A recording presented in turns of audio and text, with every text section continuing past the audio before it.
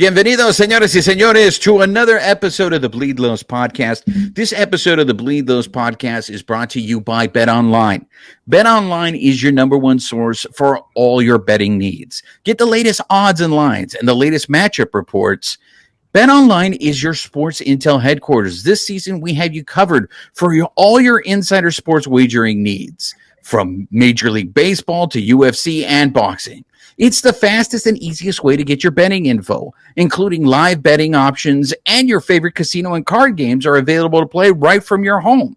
So get into the action today. Head over to the website or use your mobile device to join, and be sure to use our promo code BELIEVE, BLEAV, to receive your 50% bonus on your first deposit. Bet online, where the game starts. Okay, folks. So, we're going to do things a little differently in this episode. I know we're going to be talking All-Star Game voting is happening, so we're going to devote the majority of this episode to All-Star Game voting.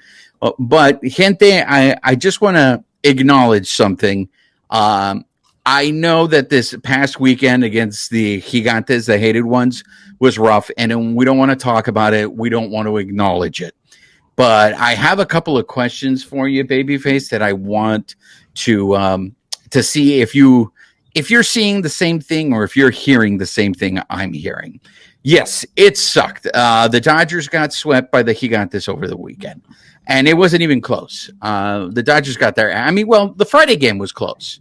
But Saturday they got their asses handed to them. And I ran into a contributor to the Bleed Lows podcast, Elisa Hernandez, and I saw her on Sunday, actually. And she was there on Saturday as a fan to watch that ass kicking of 15-0. And I thought Sunday's game was rough. And she says to me, she goes, "You think today's bad?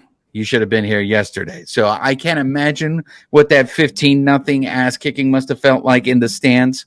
But I went to the game on Friday as a fan. So I was sitting in the stands. I was in the loge, and there was a guy sitting behind me who he was very upset throughout the whole game, and he was directing a lot of his expletives towards Dave Roberts. Dave Roberts sucks. He hates Dave Roberts. So much so that I know, Babyface, you thought that was me making those comments, but they were not. It was basically what I'm trying to say is that there was a lot of anger in the stands. And I'm starting to see maybe there's starting to develop some apathy towards the Dodgers from fans in terms of they've given up on the season. They don't even want to watch the team anymore because of the fact that, this is a rough stretch that they're going for. So I felt that anger from the fans sitting behind me.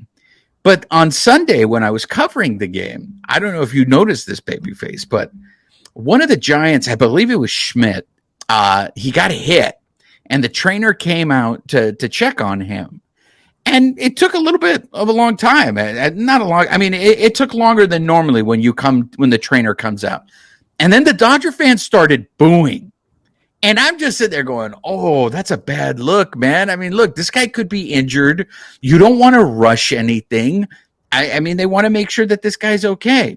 Then when Scott Alexander was pitching in the bottom of the ninth of that same game, and he had to leave the game with an injury, the fans started booing again.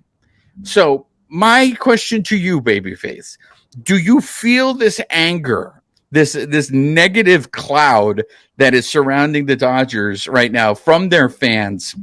Or is that me am I making something out of nothing? No, I think, obviously fans are upset, right? The Dodgers aren't playing how they're normally used to seeing them playing, right?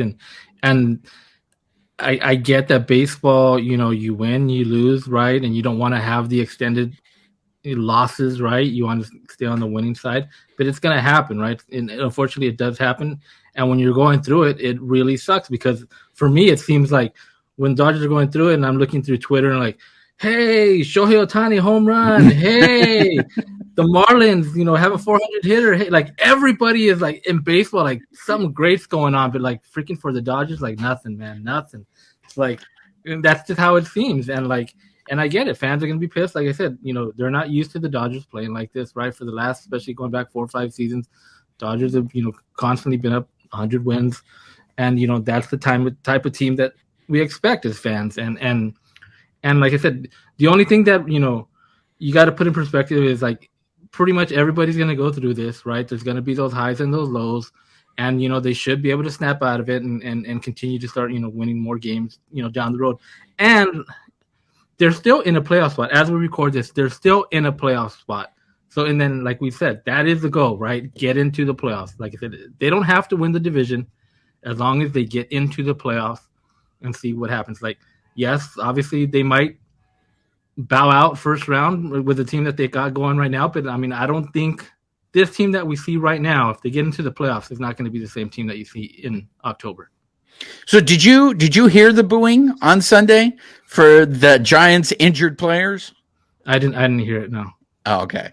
I'm curious, for those of you listeners or viewers, if you did hear that booing, I would love to hear your thoughts. I know La Princesa de Picolandia is not here because that's the person that probably would be best to answer this question with the booing. But look, this is going to be a first for us too, because since we've started doing this show, we've never covered the Dodgers when the Dodgers were bad. We've always covered the Dodgers when they've been good. Yeah, you've gone through some rough patches, but if the Dodgers don't pull out of this and they're just bad for the rest of the season, this is going to be new for us. How are we going to do a show covering a team that sucks, babyface? Have you prepared yourself for that possibility? Like I said, I mean, I don't think that they're going to stay like this. Play. You got 7 games and they're going to win 3 out of 10 every single. I think they're gonna snap out of it eventually, right? They're gonna win, 2 or 3 here, and then kind of just get back once the rotation comes back. Once it's like I said, it's bound to happen. Now, yeah, I mean they could, for whatever reason, they decide, hey, that's it. Then yeah, it's gonna be tough to, try and come in every time and be like, yeah, hey, Dodgers did this, this is positive, and go from there. But I mean, it's mid-June. I mean, I don't think the season's over yet. I think there's still a lot of time to right the ship and, like I said, hopefully get into the playoffs. And for those fans who have given up on the season, I'm keeping my receipts because I'm seeing a lot of comments on Twitter. I'm not going to watch this game. I don't even care about the Dodgers anymore. I'm keeping receipts. So when you guys come back and jump on the bandwagon again, when the Dodgers start playing well, that there's just going to be no room for it. Look, I don't know how much analysis I can give you for that Giants series because the Dodgers just got their asses kicked. The one positive that I'm going to point out is that Emmet Sheehan, this guy, he makes his major league debut, goes 6 innings of a no-hit ball. Not just shutout, but no-hit ball. And this is a guy who came straight from Double-A. I got to say, babyface, I did not expect that at all. I know that Andrew Friedman has been on record in saying that group of pitchers that were in Double-A, he thinks are all major leaguers, and he's never seen a crop like that. So, I mean, and also just to be fair for clarification purposes, Sheehan was promoted to Triple-A. He just never made a start in Triple-A. But he went straight to the majors, and I was thoroughly impressed. I did not expect him to go no hit. So I got a couple questions for you. First, your initial thoughts on Emmet Sheehan.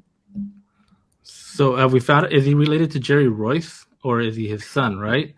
That's kind of what. Because he looks like him. Is that what you're saying? He kind of looks like him, right? He has that blonde hair. He had that little shaggy mustache, right? Like, yeah. So I mean, he's one of those guys, right? Like Emmet Sheehan.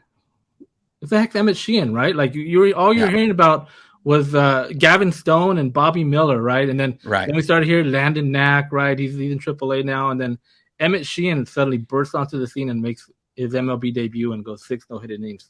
I mean, it just shows you the type of talent that the Dodgers have, and there's guys that you really don't hear anything about, right? There's really no buzz about these guys, and then all of a sudden they come up, and they're these productive MLB, players. Now, obviously, it was one start. We'll see. I don't know. Maybe is he going in this Angels series, right? We were talking about that. I don't know if he's going to go if he would go Wednesday night. I think they're going to go with a bullpen because Michael Grove is up here. But I do think Emmet Sheehan, I think we'll see him against the Astros only because it's another home game. Like, wouldn't you give him another start at home before throwing him on the road? Yeah, I mean, make him obviously he felt pretty comfortable pitching at Dodger Stadium, right? So let's kind of see, what he does in his next start. Obviously you don't expect him to go out there again and give you 6-7 innings of no hit ball, right? I mean, but if he goes out there and he's able to keep them in the game, he gives up a run or two here, and they're in the game to win it. That's definitely a positive for the Dodgers and going forward with their lack of starting pitching right now. Though it does look like Julio might be back in that Astro series, right? So, Roberts on Sunday, Roberts told us that Urias is looking like he's more than likely coming back in Kansas City. For the final. Okay, so I mean he's close. So that definitely is a positive. Getting Julio back, and then get back to five solid starters, right? Because like we were discussing this earlier, and they got 4 guys right now, and that's about it. Because of the off days, I mean, I can see them going on a 4-day, a 4-person rotation, 4-man rotation, only because they had the off day on Monday, and then they're going to have another off day on Thursday. I know they like that just to give the extra rest, especially to guys like Gonsolin, who they seem to be making a big deal about his recovery time. But let me ask you this, Babyface, the fact you saw Emmett's performance, does that all of a sudden give you a little bit more assurance that Friedman knows what he's doing? Friedman knows what he's got. Friedman is not panicking. So as long as Friedman doesn't panic, we're okay. I know Elisa always likes to say this, that if she's on a plane, as long as the pilot is not panicking, she's fine. So Friedman's not freaking out about what's going on right now with the Dodgers. Obviously, it's rough. But I don't know. Like you had mentioned before, there's guys coming up that I've never heard of.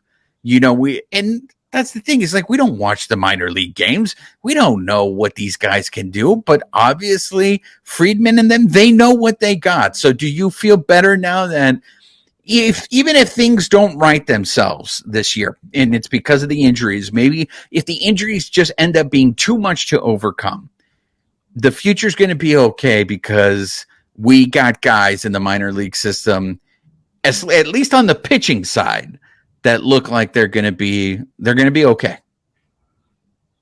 Yeah, I mean, what is one thing that we heard all this year, like coming into the season, right? They had all these kids, right, that they were talking about, and like, hey, you got to let these kids play, right? Got to let them, come up and show and do what they're doing, right? And for the most part, we've had a lot of kids play. It was the other night. There was like 5 rookies on the field at one time, right? There was like 5 rookies like on the field. So, due to injuries, due to other stuff that's been going on, they got to go out there. Now, it's part of the growing pains, right, too. If like, hey, they're not playing that great because maybe there's a lot of rookies and they're kind of getting used to it. But this is kind of what we want to see, right? We want these guys to come up and do their thing. Bobby Miller's been doing his thing, and he got a little roughed up his last game, right? I mean, which is natural, right? You didn't expect this guy to go out there and just every time just mow down a team. I know a lot of fans think that that's what should happen, right? But it's not going to happen every time, and that also too could have played into his first time being in trouble because it looked like he got frustrated out there, right? And then it just kind of just took over on him, and that's it. It got away from him. So that's also something that he's got to learn to deal with, going forward. And like I said, you have another pitcher in Emmet Sheehan. Maybe we'll get a look at Landon Knack this year. Gavin Stone, unfortunately, he came up, had a rough time, and it might have affected him. Yeah. Because now, he's still having a rough time in Double-A. So it might have messed him up the entire year. So we'll have to maybe see till next season for Gavin Stone. But, wait, in Double-A or is it Triple-A? In double, he's in AAA. Yeah, he's been getting the last 2 starts he's had in AAA. He's been getting rocked. I think he gave up 10 runs his last start, earned runs. Yeah, exactly. So he's going through it. I don't know. It just kind of messed up his psyche coming up and getting beat around a bit, and now it's really affecting him. But guys like Miguel Vargas, we kind of know what he can do, and we're kind of just waiting for him to put it together. We've seen what James Allman can do, and he's going through it, and We need him to kind of circle back to get back to where we know he can be. So it's just, it's going to be those growing pains. And, with the injuries, some of these guys have been forced into play, So, I mean, it's rough. I mean, you don't want to make excuses, but, the Dodgers have dealt with a lot of stuff up until this point in June. Yeah, I mean, I want to save the conversation about the rookies and their performance, especially for the position players, for another episode. I did want to ask you this question because when I was at the game on Friday, after he got through the sixth inning because Mookie made a great play and the no-hitter was still intact, I was sitting there after the fifth inning. Actually, I said to myself, Roberts is in there just praying, begging that he gives up a hit, because I don't think Roberts. I can't think of another manager that gets stuck in this same situation more than Roberts, in the fact that you have a pitcher pitching a no-hitter, and what are you going to do? Because to me, it's no longer a surprise. To me, I knew he was not going to let him finish that game, even if he had a no-hitter through 7. I knew that he wasn't. And even Robert said it after the game, that he was thinking of pulling Emmet out after the 5th inning. So when you saw that, Babyface, did you sit there and go, I know there was a lot of comparisons to Rich Hill. Now, I will say this. I did not think the Dodgers were going to lose that game. I thought, Emmett's doing good. It's a 4-run cushion. We could handle a 4-run cushion. They're going to win that game, and it's going to be a good start to this series. When the bullpen came in, I was like, oh my gosh, this is a real thing. So, first question, though, what did you think about Roberts pulling him after 6? I mean, I didn't expect him to go, to let him finish that game. I mean, he was already at he's at 80 pitches, right? Yeah. Something like that. He hadn't thrown 80 pitches this year. So he was already at his high for the season. I mean, there's no way that he's going to, Roberts has been on the record, like, they want long-term success, right, over an individual success, especially for a rookie in his first start. He's already at the most pitches. I mean, he's not going to risk his health going forward, for him to try and throw a no-hitter at, 140 pitches, right? So that, I knew that was going to happen. So it was a no-brainer as well. Okay, so that being said, I've heard this a lot of people, and this is Monday morning quarterback, right? I heard this theory a lot.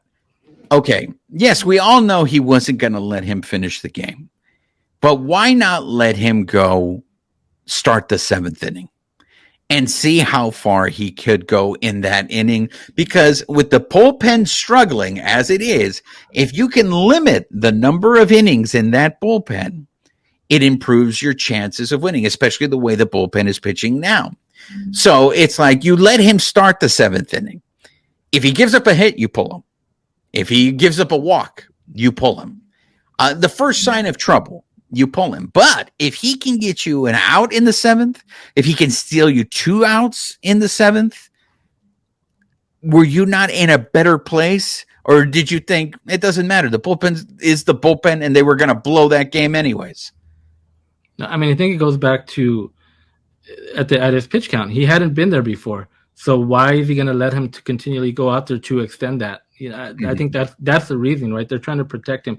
Now, like I said, this is a completely different era of baseball that we grew up on, right? The guy's at 80 pitches, right?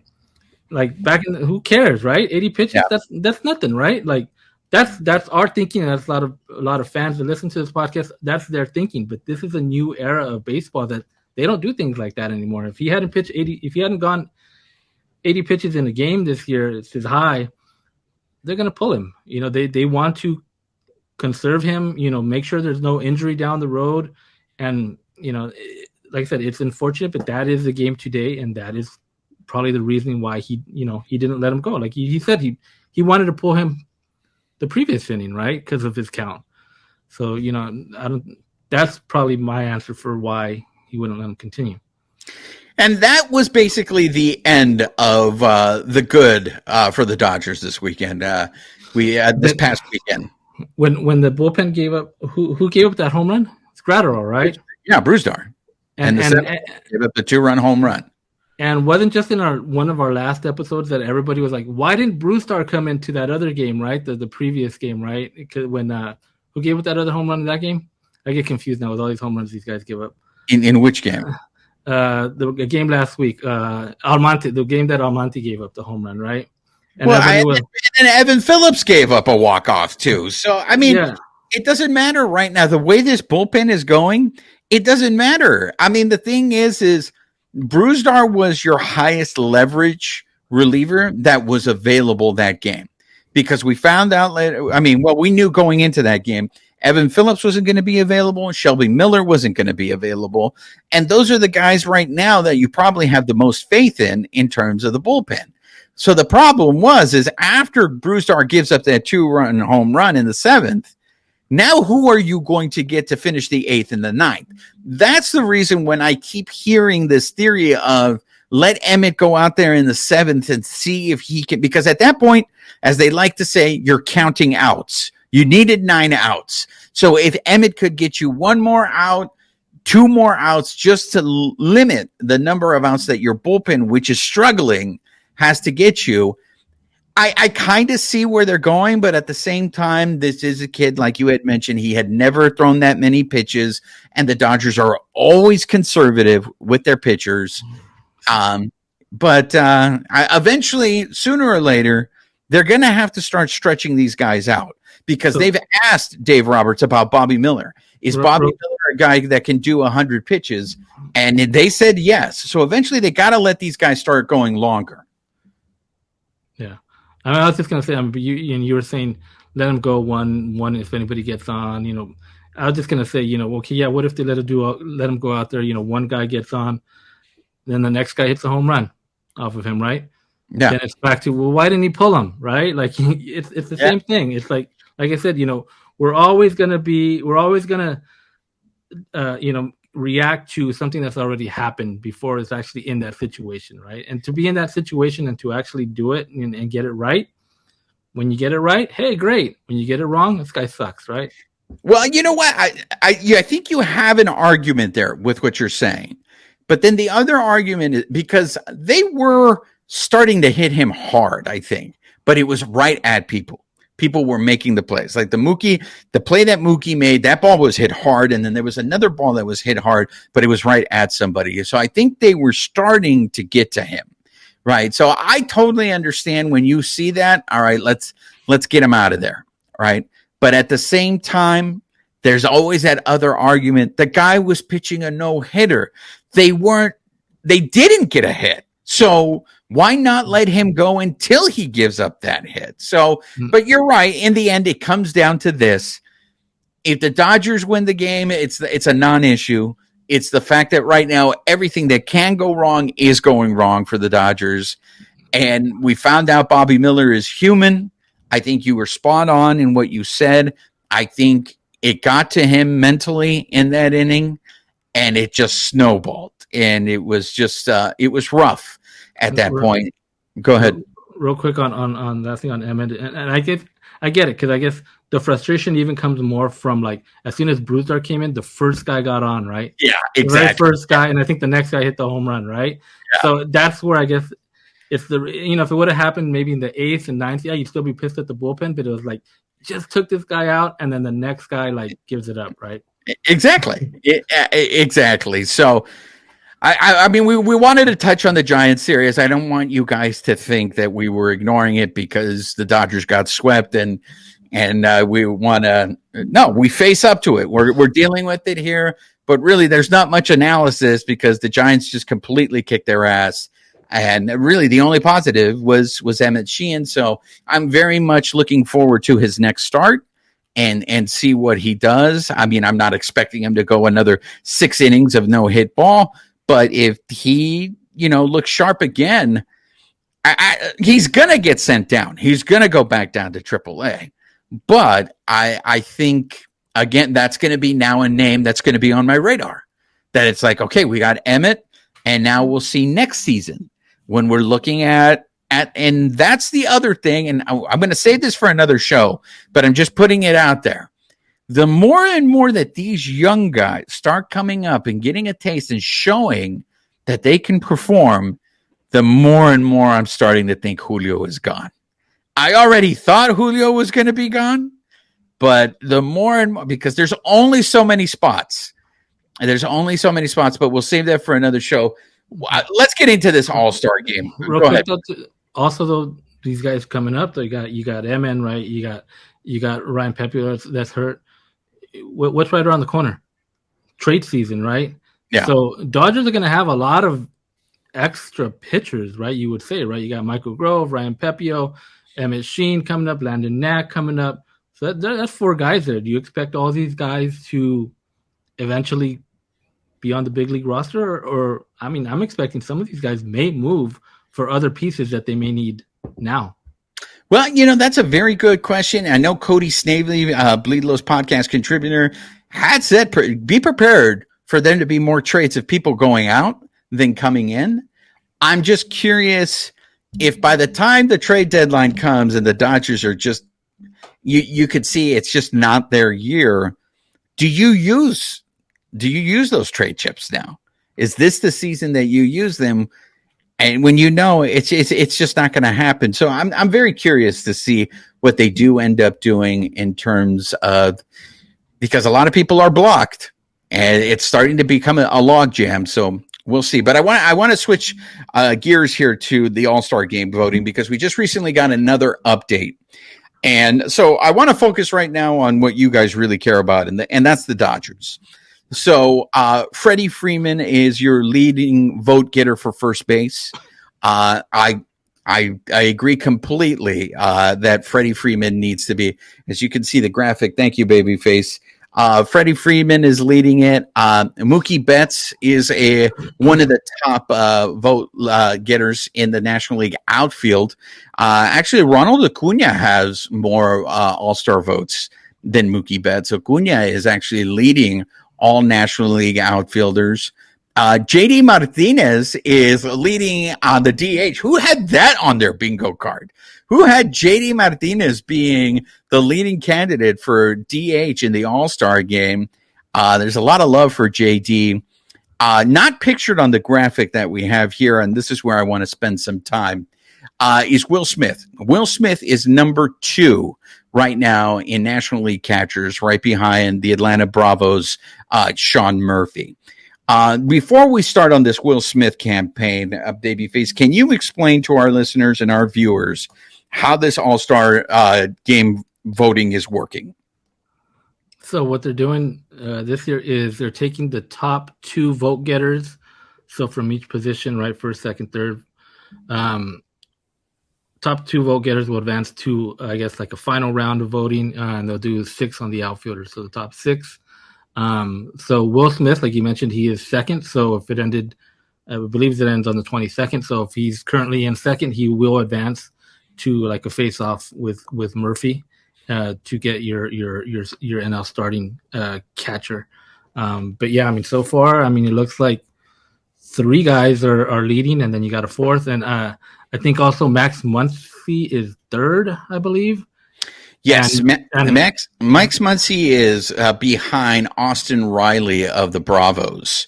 And Miguel Vargas is actually, I think, 4th for second baseman. So now here's the thing: the Max Muncy, he's 629,180 votes. Austin Riley, who is in second, has 832,996 votes. So that's a big gap, in my opinion, and for Muncy to have to make that gap up basically by the end of this week, that's a tall order. The same with Miguel Vargas. Miguel Vargas is 4th. He's got 328,608 votes. Ozzie Albies, who holds the second spot for the Bravos, he's at 884,328 votes.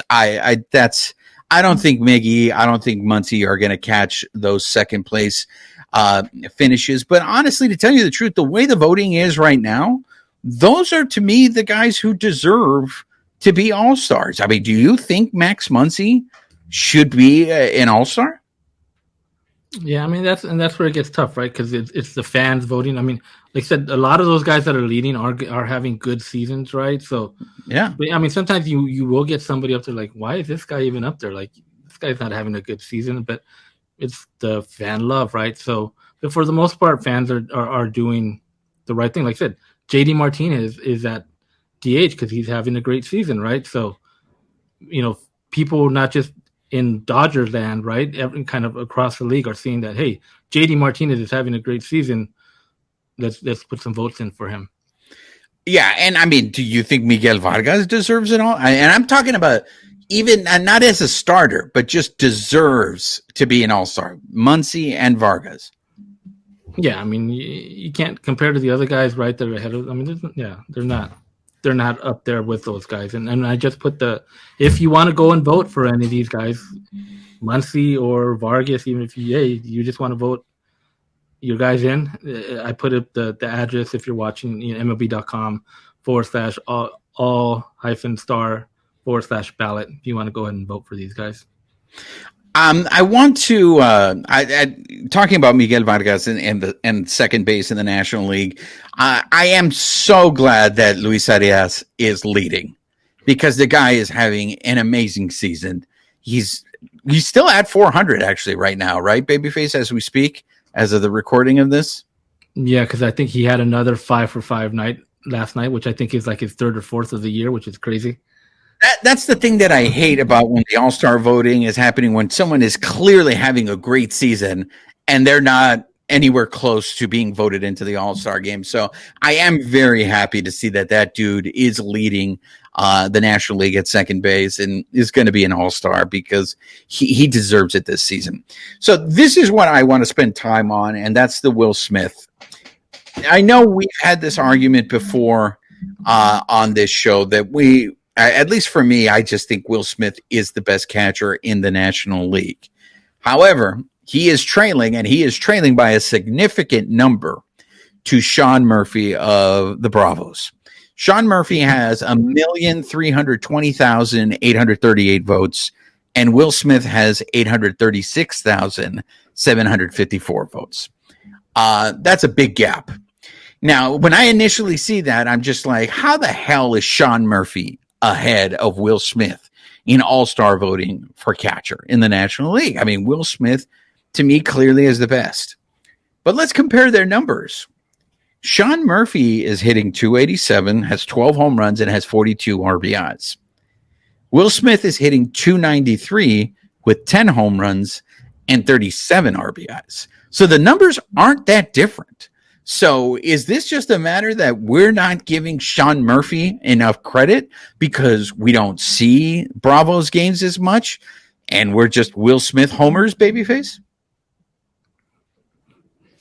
I mean, probably both, right? A little bit of both. I mean, we don't see Sean Murphy, so we don't know what he's been doing, right? I mean, but they're pretty comparable.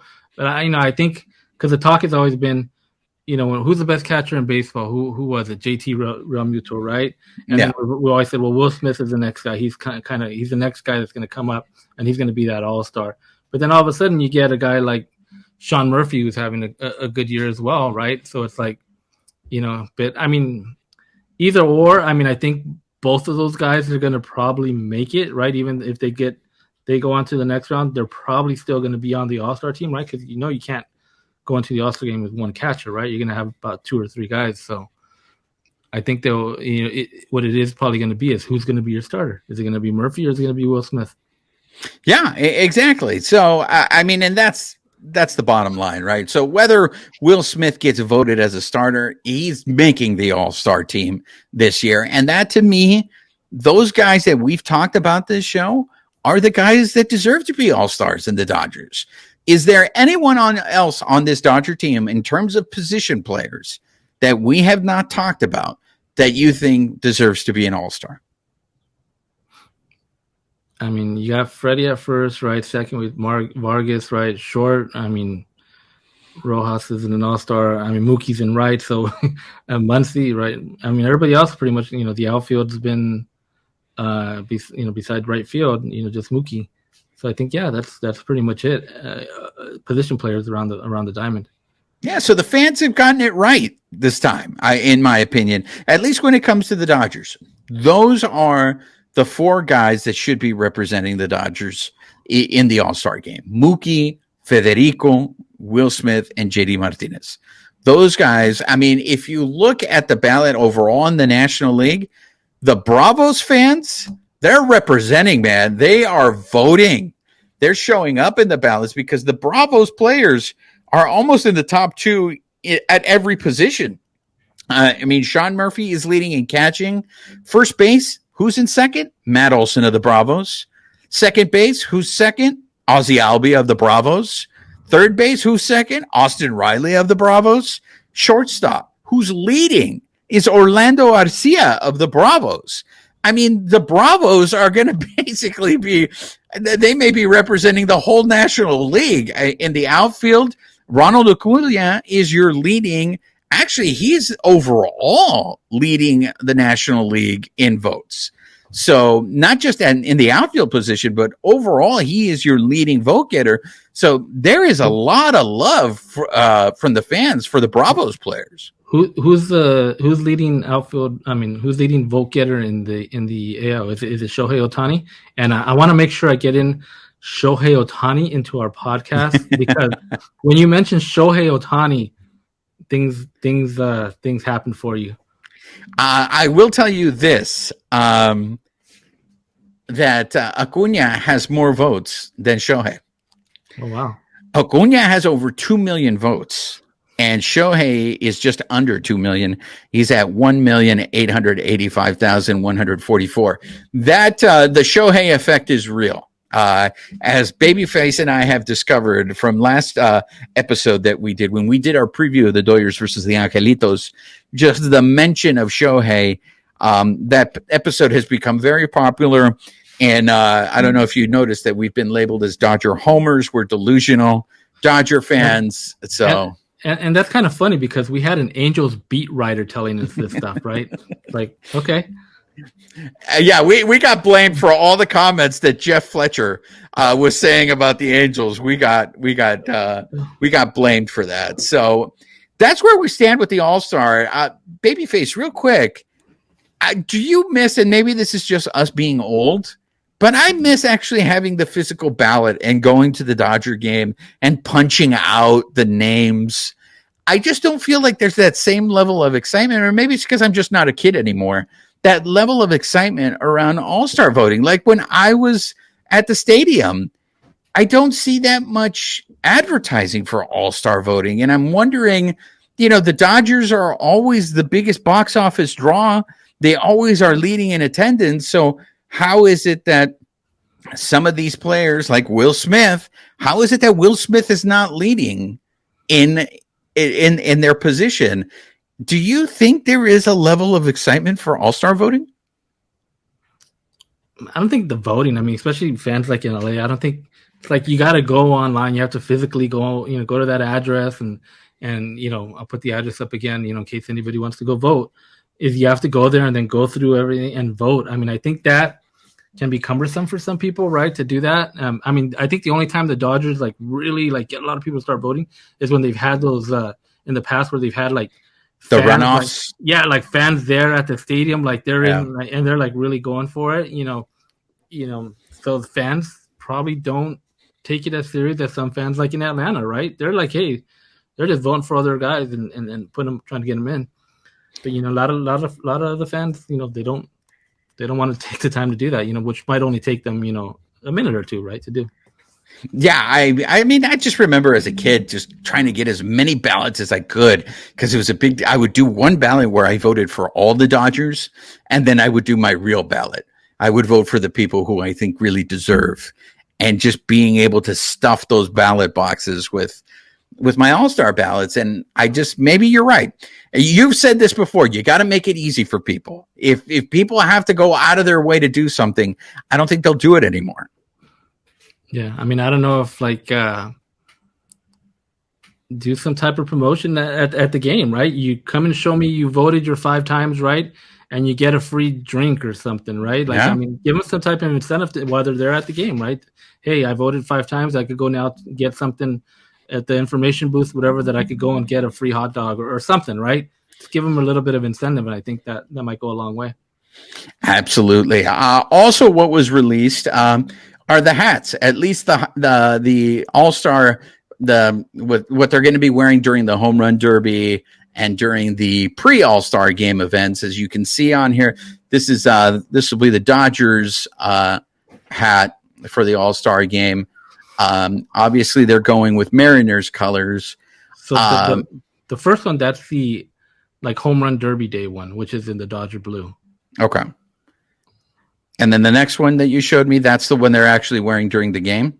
That's the one that says on field games. So that leads you to believe that the uniforms, like they did last year, they'll be wearing a uniform. Like each team will wear a traditional baseball uniform, and it's probably going to be in this mint color one team, and I don't know, like the emerald turquoise maybe. I don't know what they're going to do. They haven't released that information. But what is odd also is that all the hats that they released, American League and National League, are in this mint color. So people are like, wait, why are they both wearing the same color hat?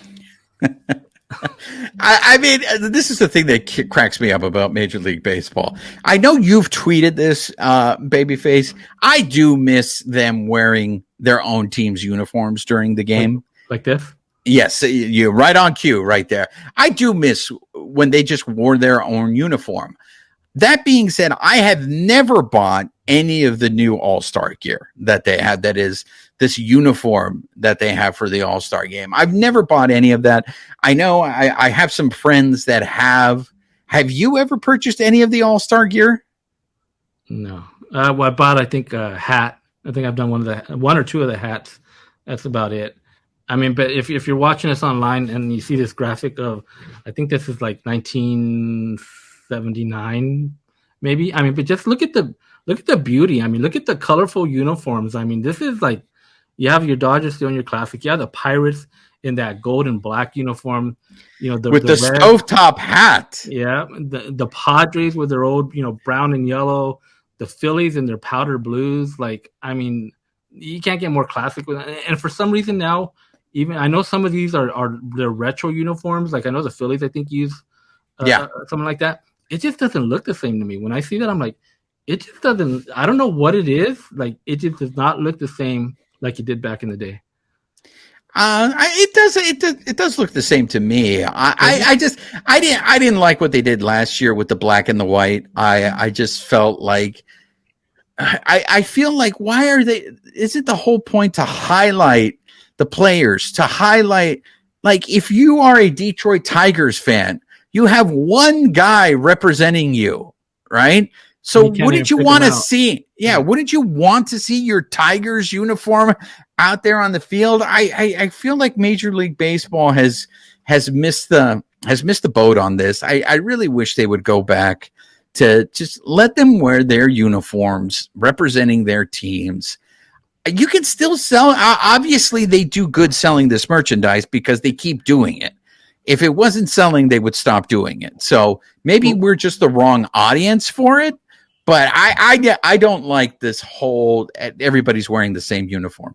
And I think that just happened recently, right? I think from the one in Denver, right? They had that weird, really ugly uniform. Then they did it last year. But before that, when they had the All-Star merchandise, they would wear that on the Home Run Derby day, and then on the All-Star game, they'd wear their regular uniform. So I have no problem with that. Yeah, they just got to flip it back to doing that. Yeah, it's just one of those things. Last thing before we go, Mookie Betts has announced that if he is an All-Star, and it looks like it's going to happen, he's going to participate in the Home Run Derby. So here's another reason for you guys to be pissed off at Mookie Betts. So we get pissed off at Mookie because he bowls. We get pissed off at Mookie because he has his own podcast. Now we're going to get pissed off at Mookie because he's going to do the Home Run Derby, and if he doesn't win it, he's a loser. Are you okay with Mookie Betts participating in the Home Run Derby, Babyface? The curse, the fact that participating in a Home Run Derby has a reputation of ruining you for the second half of the season. It ruins your swing. Do you have any concerns? And are you surprised that he has chosen to participate in the Home Run Derby? Yeah, a little surprised. I mean, his numbers, right? His home run numbers have kind of gone up the last couple of years, right? So it's kind of made him more of a home run guy, I guess. But yeah, I mean, I guess whatever. If he wants to do it, do it. At least get out of the first round, right? Usually with Dodgers, they don't get out of the first round like when they've done it in the past, right? Except for How Jock dare you talk of Mike Piazza that way? Except for Jock, a couple years ago, right? But yeah, I mean, go ahead, do it. I mean, I don't think it's going to affect him in the second half, with his swing, whatever. I mean, Pete Alonso's done it, right, and won, and I don't think it affected him, right? That's true. I mean, I feel like Pete Alonso is known more for his Homerun Derby performances than he's known for his regular season performances. But at the time of this recording, Mookie has 17 home runs on the season. So I just found it very interesting that there are times that I feel like Mookie really embraces the role of a superstar. And then there's other times that I feel he really shies away from it, and he doesn't want to do that. Do you have that same reading, or am I off? Yeah, I mean, he knows he's a superstar, right? And then you kind of like, right, I'll use it here, kind of he's real selective when he wants to kind of really be that superstar, I guess, right? But I wonder if Shohei Ohtani is going to do it in Seattle. Oh, that would be the perfect showcase, right? He has to do it. I mean, he's leading the American League in home runs. I mean, could you imagine the disappointment? I mean, come on, he has to do it. I mean, you're in Seattle. It's the All-Star game. Nothing else is going on, at least sports-wise. You're going to have all the intention in the world. And then you saw what he did at the World Baseball Classic. That stage was the Shohei Ohtani show. Now you have another opportunity to do the Shohei Ohtani show. So I hope he absolutely does it. I would love to see him, put on a show, because as we have learned on this show, everybody loves Shohei Ohtani. And so if the Dodgers keep sucking, we are seriously considering changing the name to this show to the Shohei Ohtani show, because we know people love Shohei. Babyface, any last words? Well, at the time of this recording, I hope we get some wins, by the time we talk to you guys next time. There we go. That is just such optimism. You don't sound defeated at all, Babyface. I mean, it's a rough patch that the Dodgers are going through, and hopefully it just doesn't last forever, because we'll be here with you guys. I just hope that if the Dodgers continue to struggle, that doesn't mean that people just don't want anything to do with baseball anymore, and you stop listening to the show. Because look, we are the number one baseball podcast in Armenia. Pay attention to our Armenian brothers and sisters who listen to us regardless of how bad or good the Dodgers are. And breaking news, we are top 5 in Australia. So we are making our way over into the United States. So exactly. So I just want to put that out there to everybody. The Bleed Those podcast is an international podcast. So why is it? I'm putting out the challenge to you guys. Why is it that we are more popular in foreign countries than here in the United States? And I'm talking to you too, Mexico. I mean, you guys got to represent. Let them know the love for the Bleed Lows podcast. Tell your friends. Tell them to subscribe to the podcast, to subscribe to our YouTube channel. Follow us on our social medias. You can follow us on Twitter. You can follow us on Instagram. Let people know about the Bleed Lows podcast. We are the best podcast that you've never even heard of. So, yo ha sido su servidor, Juan Ramírez, de parte de mi colega Babyface. Nos vemos para la próxima. This episode of the Bleed Lows podcast has been brought to you by betonline.ag, where the game starts.